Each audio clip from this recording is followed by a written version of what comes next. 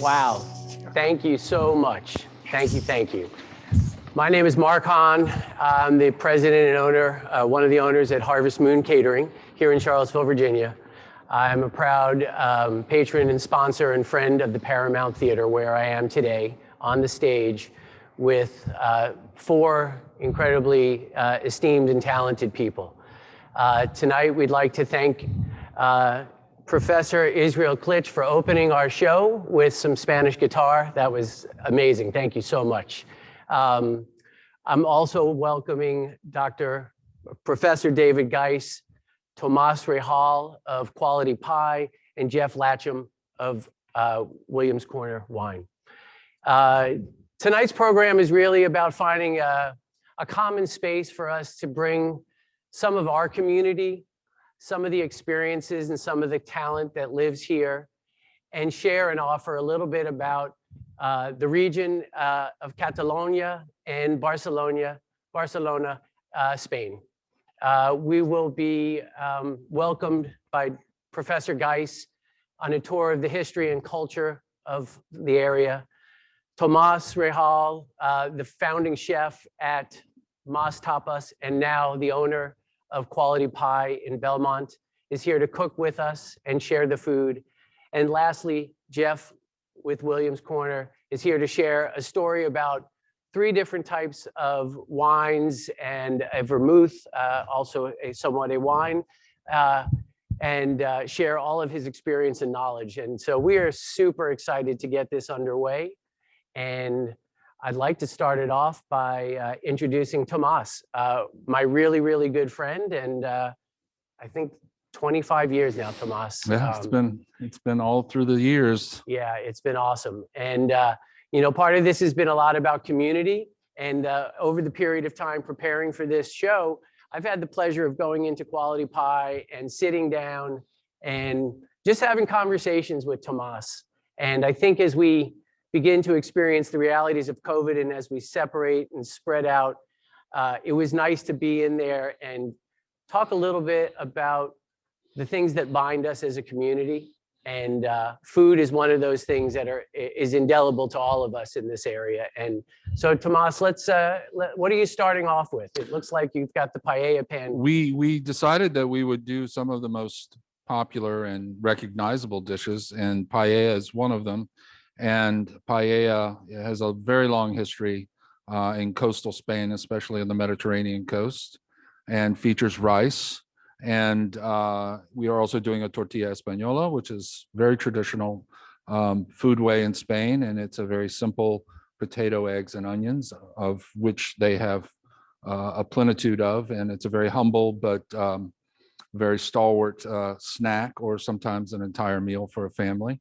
And then we have a few other treats for you, like the little white anchovies, the boquerones, and some papas bravas, which are a little bit of a spiciness from the New World, infused onto some potatoes. And so we have to go ahead and start these dishes because they take a while. Yeah, it smells amazing in this auditorium. I can tell you, I think smell-o-vision was mentioned as a new technological advancement that we're hoping to bring to you soon. But I'm going to just let you know that for sure, it's awesome. It smells delicious. Tomas, what's the process of the paella? Obviously, I know we're starting with sort of the sofrito to get the dish started. So I start by taking the sofrito, which is a mixture of peppers and onions and a little bit of garlic. And the first thing I do is I take the garlic clove itself and I infuse this in the oil, and then I take it out. And then I caramelize the onions and then the peppers separately, and then I put them together. And now they're ready to receive the rice and the stock. And once they have that, then it's a process of evaporative reduction. Right. And the rice is a little bit special, a little bit different. I think a lot of times some people think it's like a risotto rice. And I think that's sometimes a misconception. That's true. Share with us what that is. I believe it's called the bamba rice. Is that right? This bamba is a type of rice. They grow around Valencia, and there's several different varieties. But most of these grains came from the Far East, and they weren't native. And we think the Romans may have brought them with them, and with them the design of these pans, which they fit on their backpacks at some point and could eat a meal just about anywhere with them, with a two-handled pan. But the rice is special, like risotto, and its qualities for absorption. Right. So it absorbs a lot of liquid. I think I was reading last night just that the bamba rice will absorb 3 times its liquid, where most rices, and if you think about your common 2-to-1 rice ratio with your water, this is a 3-to-1 ratio. It will absorb that water or the liquid. Usually, are you using a stock today? I'm using a stock, and you can use things like water. And the sofrito helps add to the flavor of the dish in that it forms a basis, or a fond, as the French call it, that the stock somewhat dilutes and then distributes through the rice kernels themselves, the individual grains. And then you eventually get to the point to where you have a socarat, which is a kind of crispy layer at the very bottom of the dish that the caramelization process has drawn all these sugars out and makes possible. And that's where it differs from the risotto. The risotto gives up a lot of creamy starch.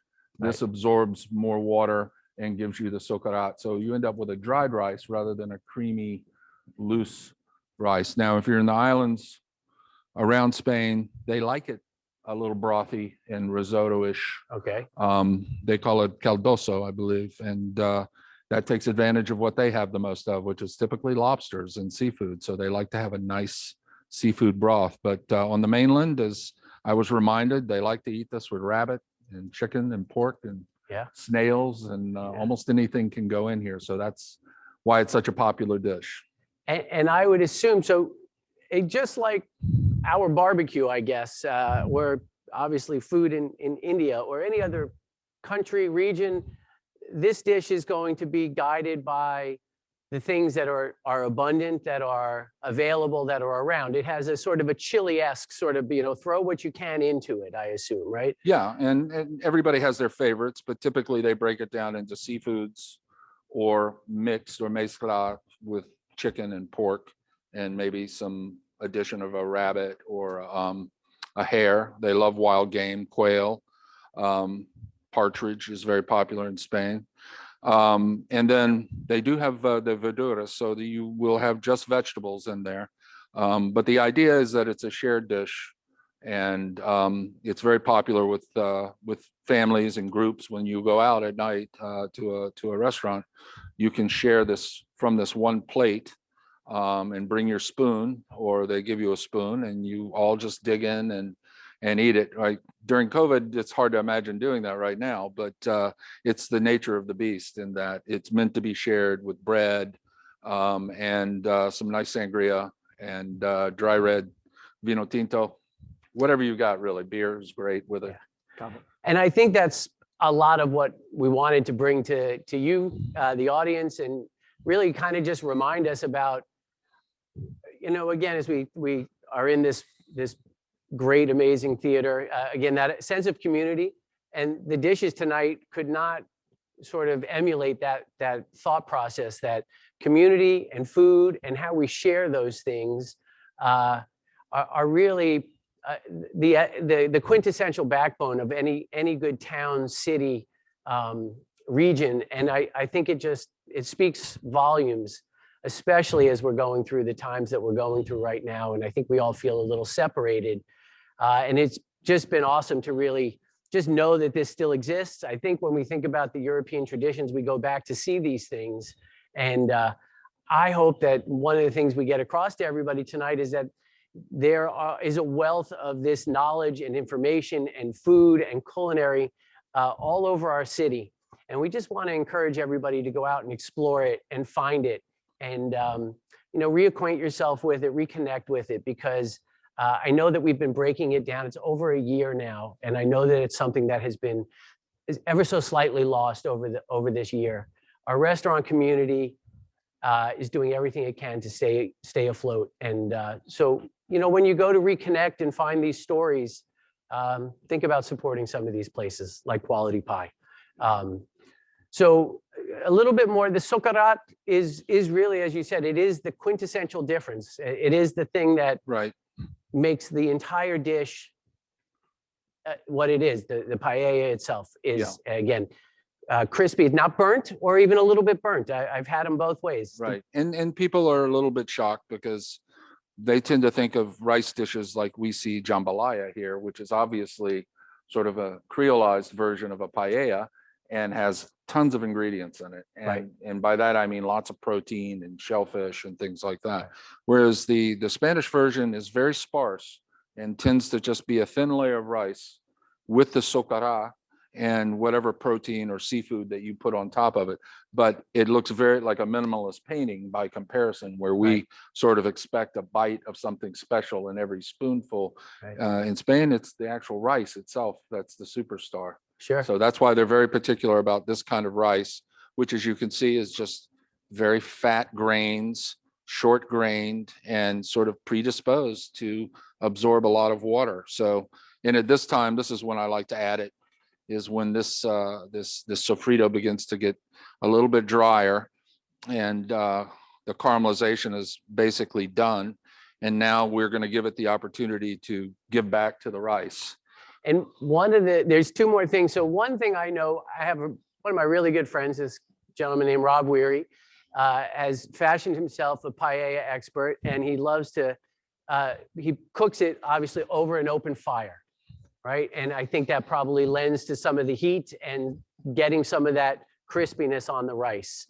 And obviously tonight we're doing it indoors, so the Paramount told us no major big fires inside, but And the pan itself, can you just talk a little bit? Because I know there's something about the pan that's a little bit different than most. So we when we source these pans, we get them from Spain. They do make them across the globe, but the carbon steel pans from Spain are special.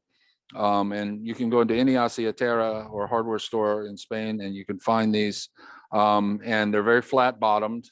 And because of the flat bottom, they're very conducive for cooking over an open fire.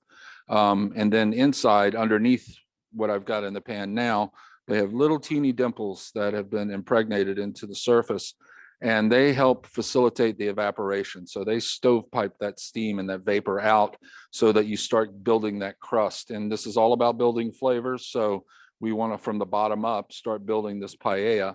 And the pans are, as we said, very ancient in form, but extremely utilitarian and very, very rugged and durable. I've had my pans for 25 years, and like good cast iron, they just get better and better.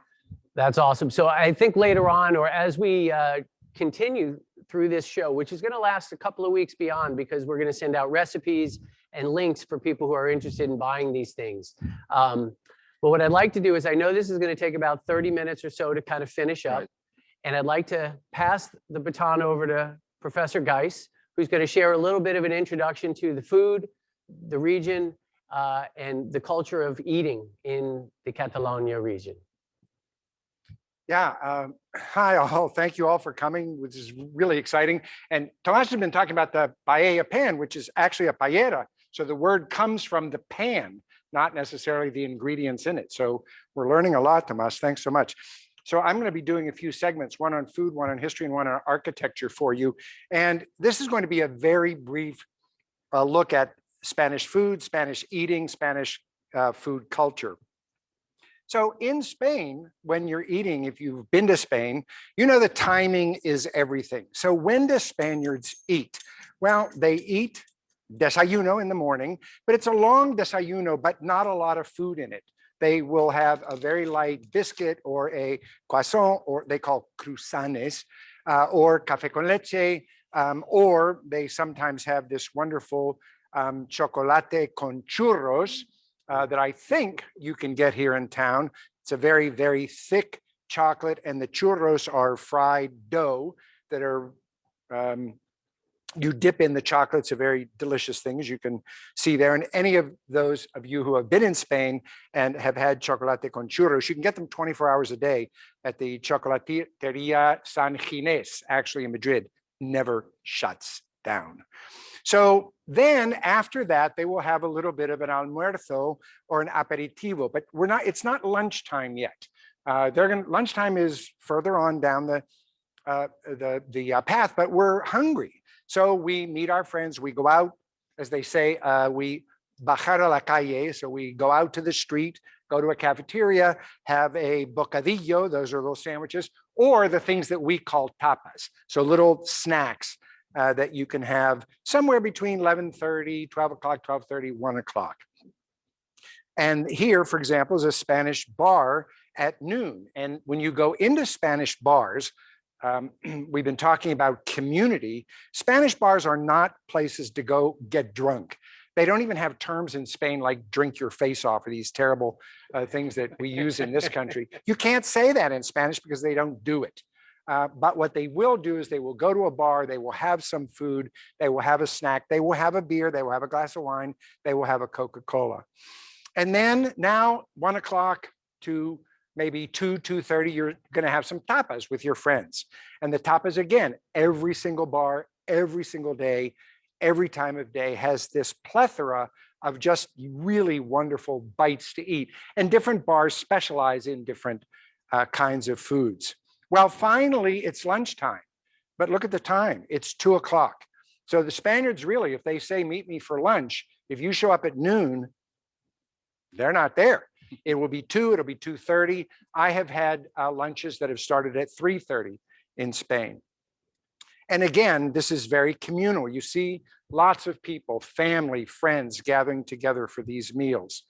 Well, so what? Dinner time? What time do you eat out there? 6 o'clock, 7 o'clock? Maybe those of you who are very Europeanized eat at maybe 7:30 or 8 o'clock. Well, no way, Jose.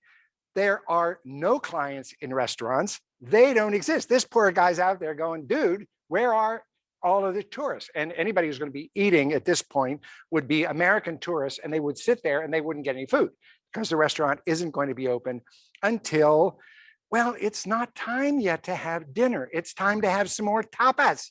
So we're going to go back out to a bar and we're going to have some gambas, or we'll have some tortilla de patatas or tortilla española. And that's what Tomás is cooking over there, that you all, oh wait, not you, we all will be able to share at the end of this and taste Tomás's wonderful tortilla de patatas. Well, now it's finally dinner time. And dinner time is 10 o'clock, 10:30, 11 o'clock. In the summer times, I have gone to a restaurant at 11, finished dinner at 12:30, gone to the movies at 12:30, and at the end of the movie decided that it was time to go out and have a cup of coffee or a beer or something to eat with friends, and we would have to put our name on a waiting list to get in. So the Spaniards are just out there. But look at this picture. This is Spain.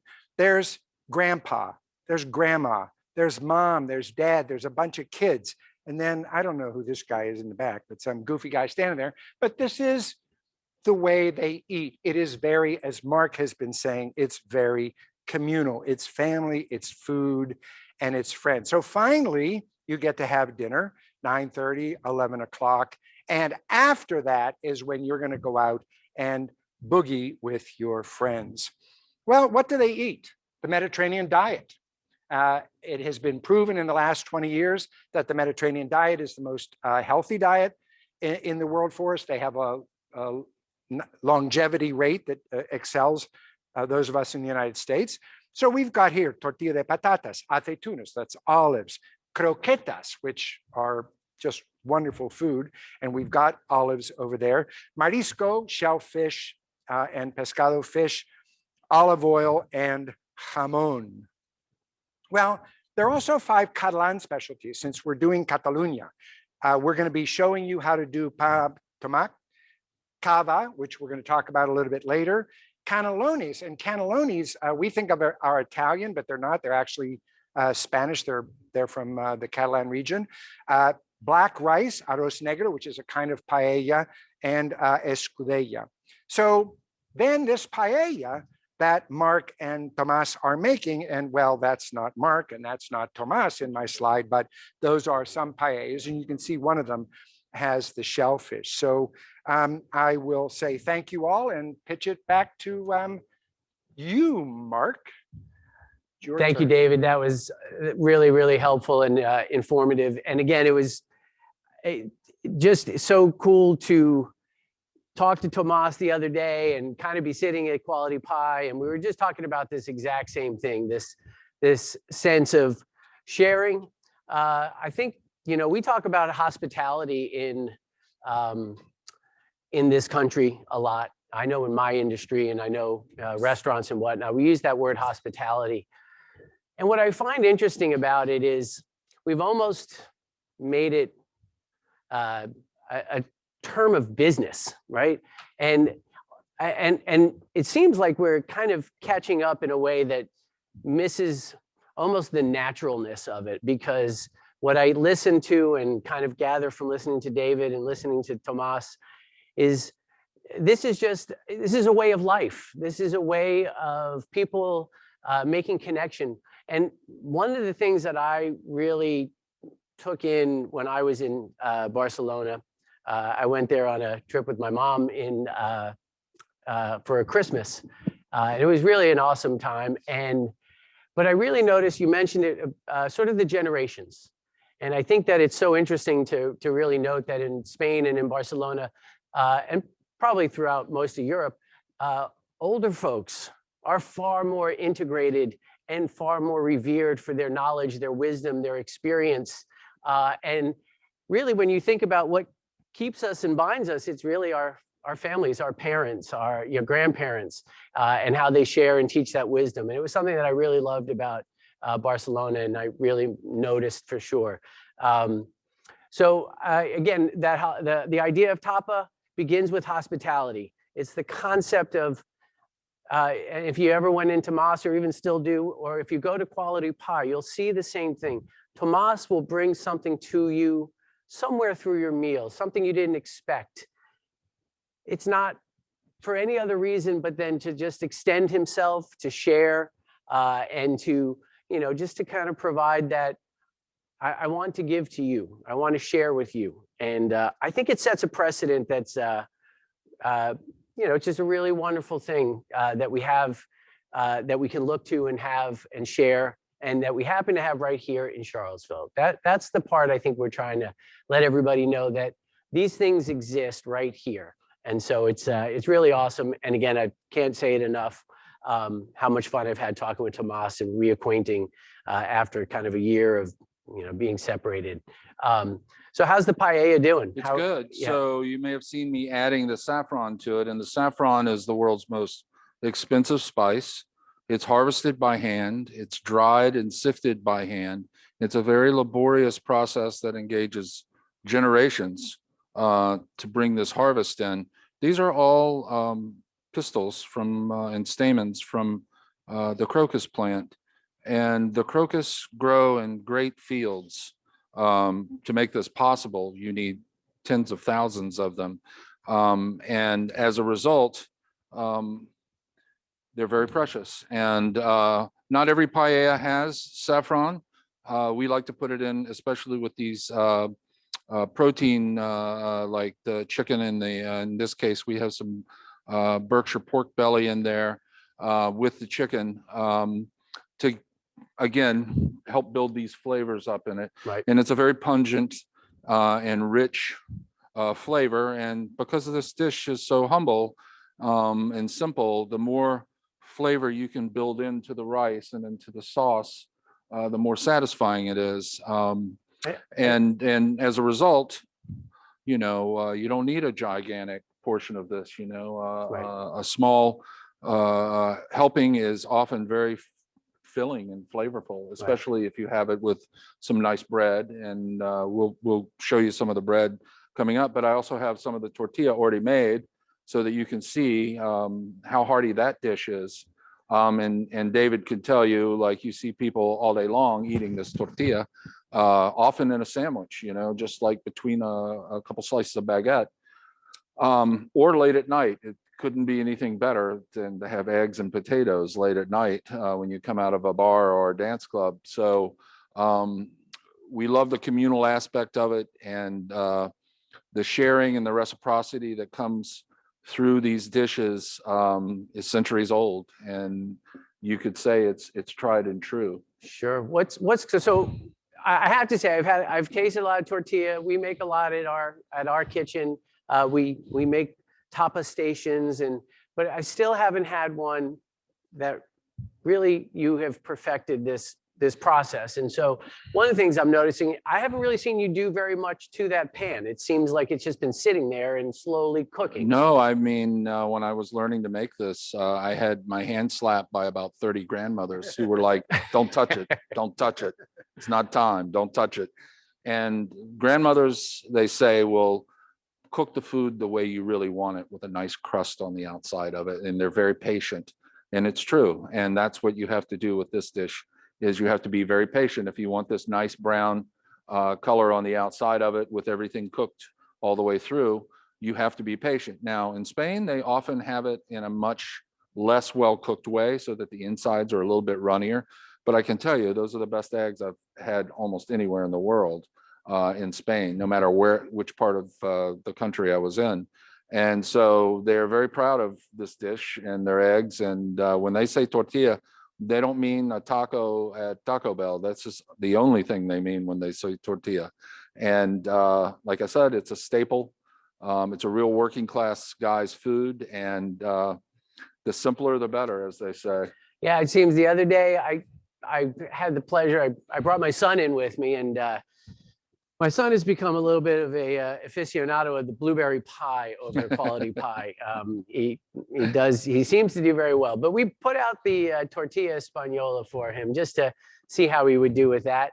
And again, it's something that he was really intrigued by, really interested in. It came out warm, but there were two more ingredients that we added to this thing to just really give it the flavor maybe that it, I don't know if it necessarily needed, but it was the flavor that really made it just perfect. And it sang and we loved it. What are the other two ingredients that you guys typically add to this? Well, we keep it as simple as possible. So potatoes, eggs, and onions. Now, when the wild mushrooms are sprouting up, we'll add some mushrooms to it, and that makes vegetarians very happy. And that way they can get a little bit of extra protein in with a very simple dish like this. And from time to time, people will add some sort of additional protein to it, but we don't generally do that. I think I led you astray. I thought I was being a good host and feeding you the answer. I actually meant the oil and the salt. Oh, well, the olive oil, as anybody would tell you, is where it all starts in Spain, because the olives are second to none in the world. And this particular olive oil we get for some friends in Alicante, and it's made with Arbequina and Picual olives. And it really has a very unique and fruity flavor to it. And it is in itself a food. And people would tell you that you can often go and have a olive oil tasting as opposed to, say, a wine tasting or a cheese tasting. And it's very, very well regarded across the globe for its purity and the practices that they have in making it. So the gray sea salt, we love using this salt. It's often called unrefined or wet sea salt. And it's still harvested the old-fashioned way by some gentlemen called paludiers, and they raked this out of the ocean into beds that some were as old as the Romans, and they come out in big crystalline sheets and they break it up. It still has a little bit of rocks in it, but it tastes straight out of the ocean, and it's very, very pure. And you know, we're in a culture now where there's lots of different salts. Yeah. But we consider the salt and the oil as important as the eggs and the potatoes. Yes, thanks for throwing me that softball. Yeah. And, well, I will tell you, if you haven't seen Salt, Fat, Acid, Heat, and you are interested in how many salts there are, watch that on Netflix. I toasted some bread, Yes. And I thought maybe you could quickly show us the pan con tomate. Again, you mentioned earlier we have the boquerones, which Right. You told me that they debone these little anchovies here. Yes. They, that seems like a heck of a job. It's a heck of a job. They have a lot of ladies in cereal line whose job it is to pull the spines out, pull the backbones out, and then they quickly blanch these or smoke them. And when they blanch them, as these are, they're blanched in a vinegar solution, and then they're shipped in a neutral oil. And then we receive them and we take them out of the neutral oil, obviously, and we put them in some of this beautiful olive oil. And then we add some fresh herbs from our garden, some fresh lemons.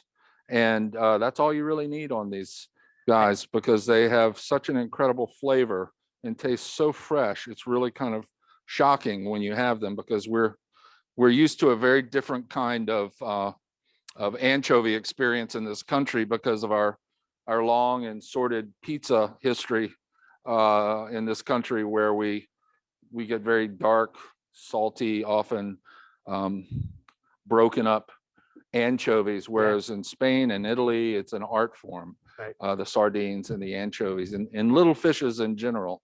They have another fish they call the sonsas that you get a lot of in Barca. And the sonsas are little needlefish about this big, and they also clean them, which it's hard to imagine people spending all that time, but then they fry them like a French fry. Oh, wow. As they do with the anchovies. I've had them in Greek restaurants as well. They serve them with some of the garlic mayonnaise with the alioli. And it's a lot healthier than eating a potato or a French fry. Right. So anchovies, as everybody knows, are a indicator key species in the ocean. Like everything wants to eat an anchovy, from the salmon to the whales to the sharks. They all love anchovies because it is like the most nutritionally dense food that you can find out there in the ocean that's swimming around. So Spain is not shy about eating things out of the ocean. Absolutely. Well, listen, we're gonna come back to all of these things that we're making today. I do want to step over here and just touch base with Jeff, who we're going to talk a little bit about sangria. We put together a 3 bottle pack, and again, we have a vermouth, a Spanish vermouth. We have a cava, and we have a red, a temperat. So it's the grape's name is Trepat. Trepat. It's indigenous variety from Catalonia. Right. And so the reason we chose these 3 and we brought the vermouth in was because we also wanted to just touch on sharing with you a simple sangria recipe, something you can make so easy that you can get rid of some wine that maybe you didn't finish the bottle, or maybe you had a couple of old gifts that you weren't so thrilled about that somebody brought over to your house. You're like, let me see what I can do with that. So last night, I cut up some fruit, I put it in a bucket, and I included some of the vermouth and a little brandy and some sugar. And this has been macerating for about a day. And Jeff, if you want to maybe share with us the rest of the way. Sure. So sangria, you see it all over Spain.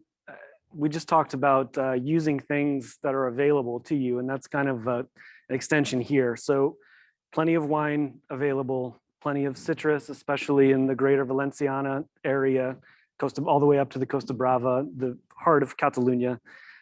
So we're just going to use this bit that I've pulled out of the here. And you can use whatever you have on hand, quite literally. I would recommend something that is fruitier rather than something heavily oaked. I think it makes for a more pleasant sangria. Even rosé. Rosé is great. Pour it in there. You can mix and match as well. There is no. You get online and there were endless amounts of sangria recipes, from whites to reds to rosés, and of course every fruit under the sun, yes. Peaches, grapes, all sorts of things. I've noticed. This seemed to me, I think this was just kind of a simple standard recipe. Tomas made a really good point to me the other day, and I encourage everybody to remember this. The alcohol is in the fruit, and the fruit is to be eaten. So don't, he tells me when he serves the sangria, he puts a plate on top so that you can take the plate and set it to the side and fish out the fruit, and the fruit gets eaten along with the drink as well. So don't feel like if it's not as much liquid that you're getting shortchanged. There's lots of beverage soaked up into that apple and orange in there. And so absolutely super delicious. Yeah, the idea is essentially just a day drinking grown-up Hawaiian punch. And that's exactly how it's consumed there. It's kind of a frivolous drink and consumed as such. And I really think that the addition of vermouth is something that not a lot of people think of, especially in American restaurant sangrias, but it really gives it a depth of flavor that I think is fun and gives it a little bit of that bitter backbone, which comes from the wormwood in the vermouth, which I think really makes for a nice addition to something so fruity. Yeah, the fruits and the aromatics, I guess, really seem to they blended well. So once the long maceration process, if you can do the full day, is really, I think, to everybody's benefit and to the sangria's benefit. But what about now? Can we drink that now? Yeah. Is that ready? Sure. That's it, right? Okay. Absolutely. Well, I would, it seemed crazy if I didn't try a little bit of this. Now, I have to be careful because I can't drink too much sugar. That's good for me too. And salud. Thank you. Thank you. Tomas, thank you for providing the recipe. You're welcome. Anyway, let's take a little break, and we're going to have Israel play again for us. So enjoy the music, everybody, and thank you for joining so far. Yeah, pretty good.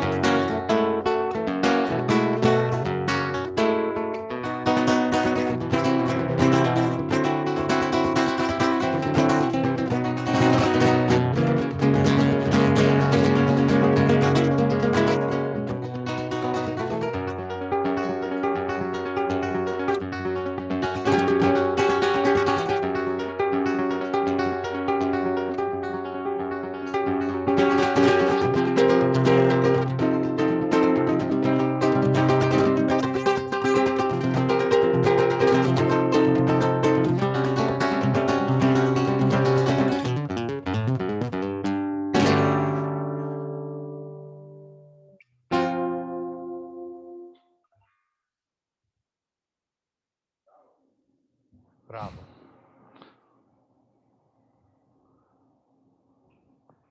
Professor Geis. So now I get the chance to talk to you about the history of Catalonia and the independence movement in about 5 minutes. So buckle your seatbelts and we'll see if I can provide a little bit of historical background to this extraordinary region in Spain. So there's the Spanish flag, at the bottom is the Catalan flag, the señera. And there's been a conflict between the central government in Madrid and the autonomous government in Barcelona for a long time. There's a history of conflict and trouble. Before the discovery of America, the unification of the Iberian Peninsula by Ferdinand and Isabella, the Catholic kings, Spain was a group of independent and separate kingdoms, and that Barcelona was one of those regions. Even after the so-called unification, the Catalonia region maintained its very distinct culture, its very distinct language and literature and the arts. And it's always been a bone of contention between the central government or the rest of the Iberian Peninsula and the Catalan region. Well, you might remember from your history, the War of the Spanish Succession, 1700 to 1714. And this was a war between two major dynasties in Europe, the Bourbon dynasty and the Habsburg dynasty. Well, Barcelona was captured in 1714. The culture was suppressed, the language was suppressed, the government was suppressed, and resentments festered. Well, who won the war? The Bourbon dynasty, the family of Louis XIV of France, the Bourbons. And well, here's a picture of me and my beautiful wife with the latest of the Bourbon kings, Philip VI. Anyway, in 1922, the modern independent movement began in earnest when a guy named Francesc Macià founded a political party called Estat Català. And in 1931, and this is an important date in Spanish history, a federation of left-leaning groups formed the Esquerra Republicana of Catalunya. And Macià was declared the leader, and he declared independence from Spain, meaning the rest of the Iberian Peninsula. And in 1932, Catalunya was granted autonomy.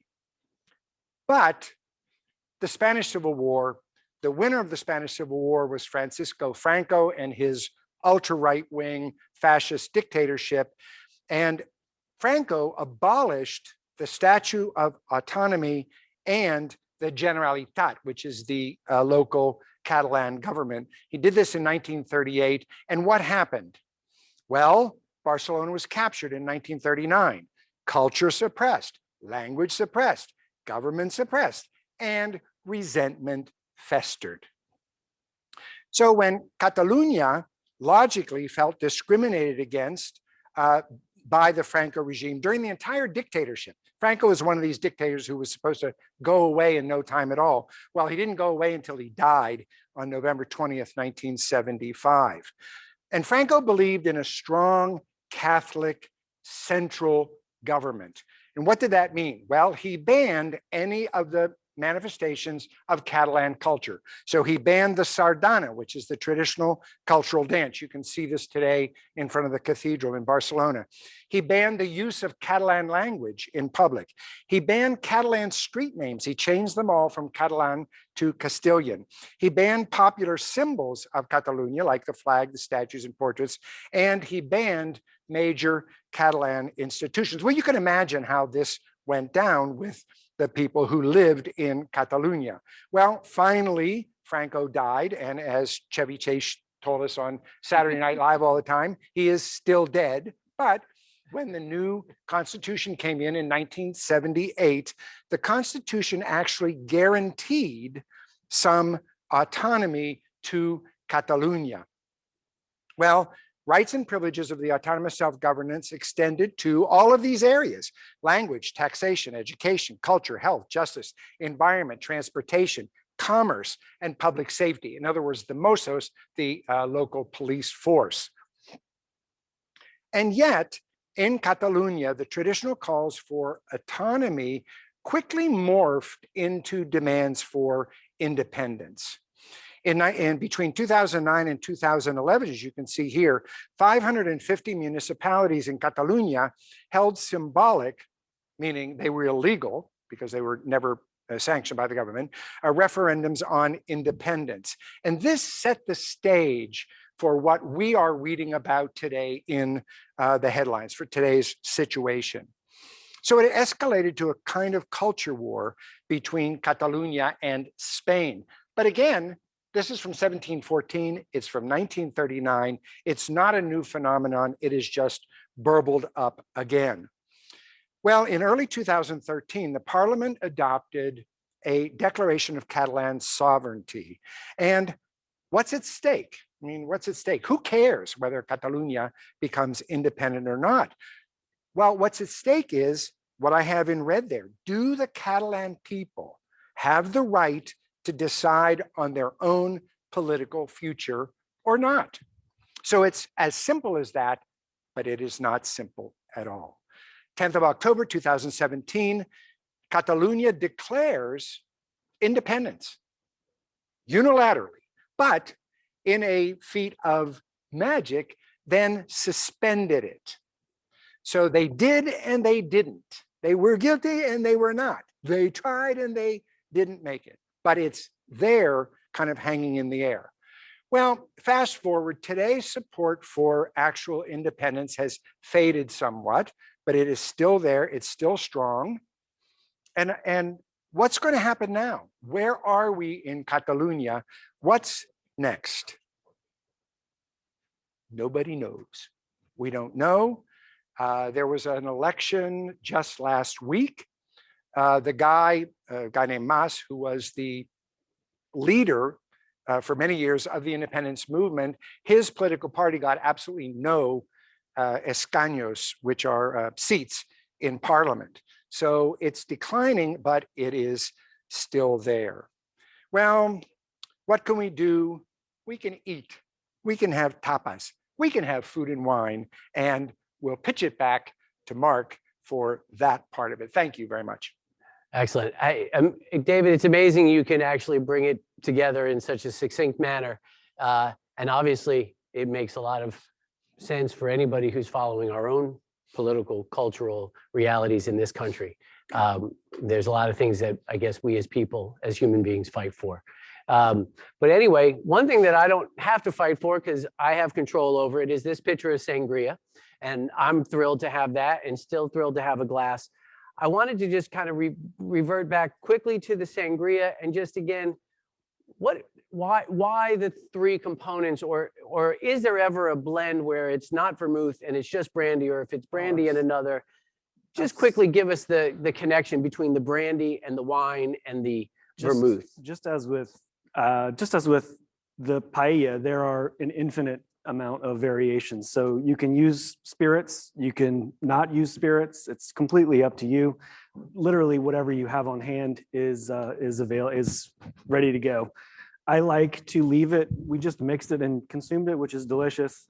It wouldn't hurt to let it sit for an hour or two and consume it. Put it in the fridge, pull it out. It would be nice if we could go to the pool.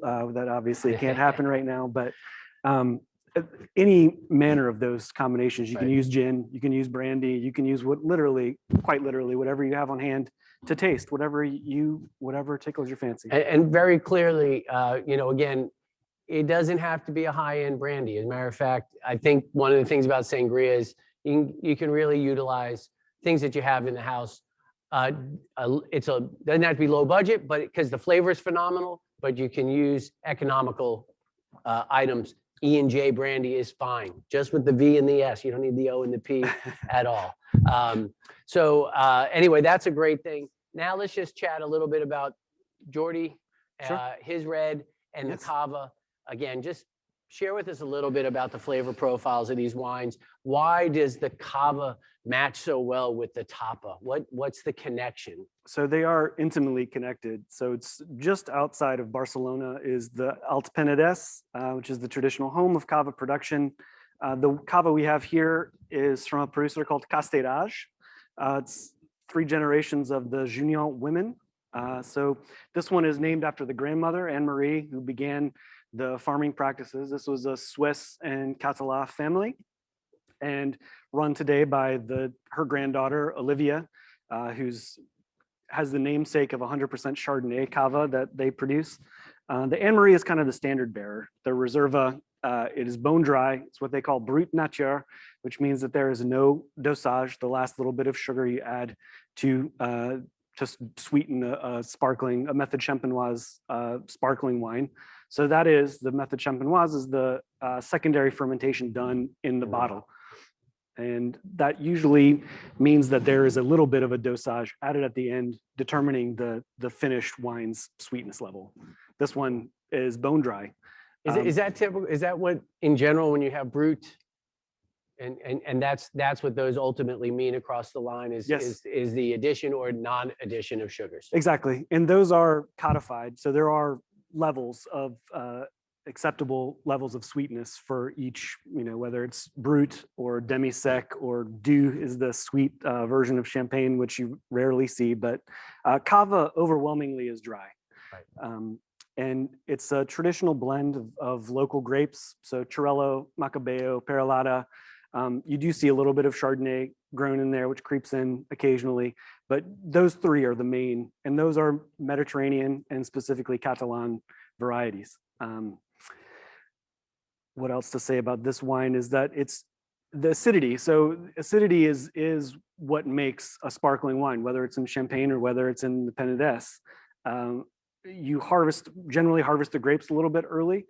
High acid wine.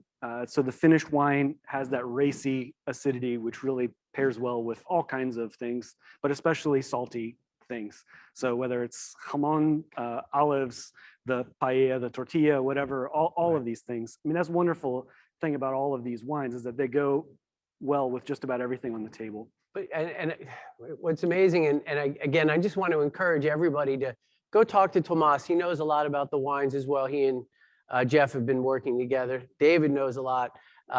You said 100% Chardonnay. So here we are. We think Chardonnay, American, buttery, oaky. Wait a minute. Obviously, we know a New World Chardonnay is not that. So this is going to be a Chardonnay that's a little crisper, a little more citrus, a little more mineral. So the Chardonnay cava that they produce is the longest aged on the lees, which are the yeast, the dead yeast particles that accumulate in the bottle during the secondary fermentation. So it has that biscuity character to it that you associate with Champagne quite a lot.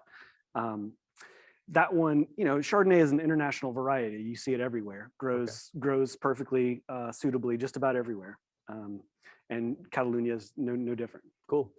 I don't want to shortchange Jordi, and really he is one of the stars of this, and I think we got to talk a little bit about him before we cut back to David. For sure. So Jordi Laurens is in a town called Blancafort, which is just outside of Tarragona, in the region of Tarragona, sub-region of Catalonia. He is the 7th generation of his family to grow grapes, wine grower. He just celebrated his 10th anniversary, taking over for his parents. And they have always grown the grapes organically. He has expanded that to use biodynamics. He also uses very little amounts of sulfur, very little additions, nothing added, nothing taken away. The Trepat is a really interesting grape because generally it's blended lots of times with Garnacha, Cabernet Sauvignon, and quite often it's used to make rosé wine. So this is an interesting, unique. Is that a blend or is that 100% Trepat? This is mostly Trepat. There may be a little bit of Cabernet Sauvignon. So, but at a certain point, they do not have to tell us that. Is there? Yeah, there is. I mean, there is no real standard for Trepat varietal Trepat wines. So he has latitude to do what he wants. Cool. That's fantastic. Yeah. Well, thank you tremendously. And we're going to cut back one more time because maybe the most famous and known thing in Barcelona is Gaudi and the Sagrada de Familia. David. Yeah, hi again. So we're going to talk a little bit about Catalan architecture, because those of you who have been to Barcelona will know that it is a distinctly original visual place. Cool. Those who haven't been there, we encourage you to, well, get your shots, get over the pandemic and get over to Barcelona. So at the end of the 19th century and into the early 20th century, Barcelona actually identified more with European movements of art and architecture, mainly this thing called modernismo or modernisme. The 1888 World's Fair really changed the image of Barcelona in the world, and it's changed its aspirations. We're going to see another change happens about a century later, and I'll get to that in a minute. One of the major architects is a guy named Josep Puig i Calafat, who designed in this new modernism style, and you can see a number of his restaurants, his buildings around Barcelona, one of which is a restaurant today called Quatre Gats. And it was at the time a restaurant, Quatre Gats, that this menu was designed by none other than Pablo Picasso. Another guy, Luis Domènech i Montaner, was in this group of architects who were aspiring to do things that were very different, that were not just the traditional styles being used previously in Europe, particularly neoclassicism in early 19th century. This building is the Palau de la Música in Barcelona. It is one of the most beautiful buildings in the universe, in my judgment. It is still an active concert hall. So when you go there, you can actually buy a ticket and go to a concert in this extraordinary building designed by Domènech i Montaner. Well, of course, Gaudí is the one who's mostly well known. Everybody knows his famous unfinished building, La Sagrada Familia. And what Gaudí did, and I think what was special about Gaudí, is that he really knew the history of Spanish architecture. So when you look at his buildings, you can see Roman influence, you can see Moorish influence, you can see Romanesque, Gothic, Baroque. He brings everything together. And of course, the shock was, and still is for some aesthetic tastes, the shock was that it's often all in the same building. So this is one of his first buildings, Casa Vicens, from 1877. And you can see clearly the Moorish influence. These things are called azulejos, so the fired colored tiles. And he brought all those together. And I could talk about this building for an hour, but I won't. The Eusebio Güell was one of his patrons. He was I don't want to say robber baron, but he was a rich guy at the time. And he contracted Gaudí to do a number of spaces. One of the spaces is the Parc Güell, the Parque Güell, that is a big and very popular tourist attraction in Madrid. The Casa Batlló, right on Paseo de Gracia. And look at this building. I mean, it looks like masks. It looks like grinning teeth in the windows. It's undulating. It's moving. It's fun. And the inside is just as fun. The other very famous one that maybe if you've been to Barcelona, you've been here, is the Casa Milà, and with these stalactites, these figures up on the top of the building. And again, this building, when it was originally built, was parodied mercilessly in the newspapers. One of the cartoons that I remember was as a docking place for blimps. And of course, there is the extraordinary and symbolic Sagrada Familia. It is full of biblical allegory and symbolism. The three main facades are the Nativity facade, the Passion facade, and the Glory facade. It is not yet finished. It is still a work in progress. It will be finished, maybe, certainly this century it will be finished, but we hope it'll be finished in the next 10 or 20 years. This is the inside of the Sagrada Familia. And when you go into it, you like all Gothic cathedrals, but even more, you can't help but look up and rise up and feel the light and glory of his work. Well, innovation has always been something that Catalan architecture has aspired to. This building that looks like a sail of a ship is the W Hotel. The building on the right that looks like a lipstick tube is the Akbar Tower. It's the gas tower. And this is the convention center.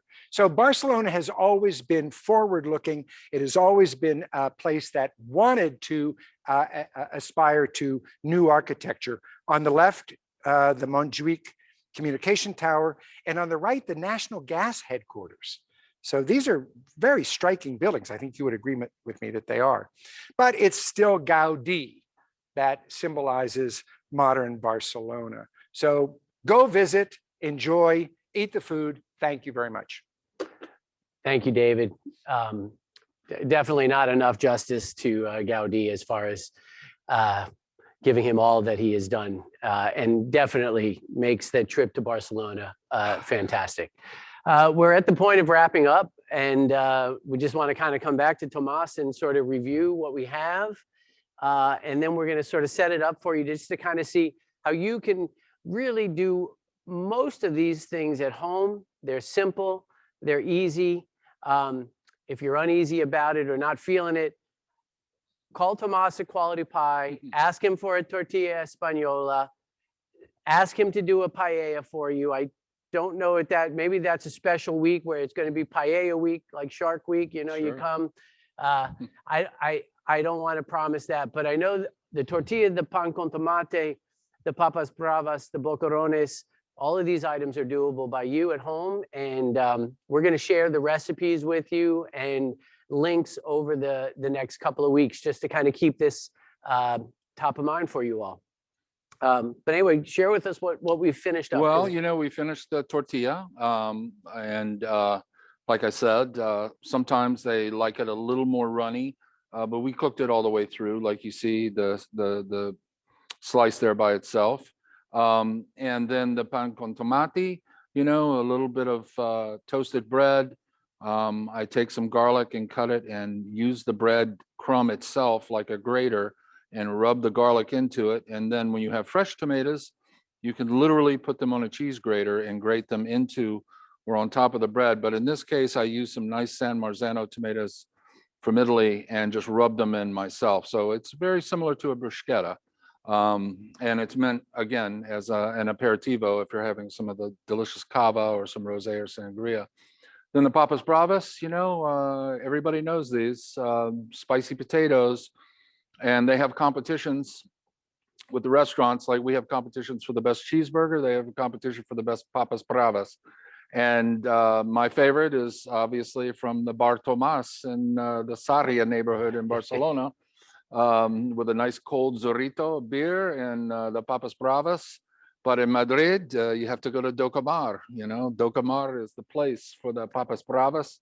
And that's, again, you know, part of the community is that there's specialties in these restaurants that are so fantastic, and they take so much pride in it. And then, of course, the boquerones, you know, we've marinated them and laid them out, much like you'd see them in the water in a little shoal of bait ball. And, you know, these are very simple dishes for you to share with your family. Your family can help you prepare them, which I think is really the most wonderful part of it all. And then the paella, which we're just letting the last little bit of stock cook out of it. But you can see, you know, it's been transformed by the cooking process so that everything is sort of reaching its peak and potential together at the same time. And that's a, you know, nice little Sunday afternoon snack.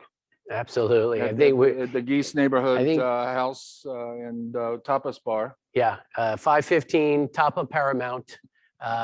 We will be. That would be a great idea. We will enjoy them all. I can't thank you all enough. You know, the threads, the connections, the layering in the building. We heard it in the culinary component. We know that it goes into the wines. We know that it goes into community. We build, we connect, we share, and then we're better for it.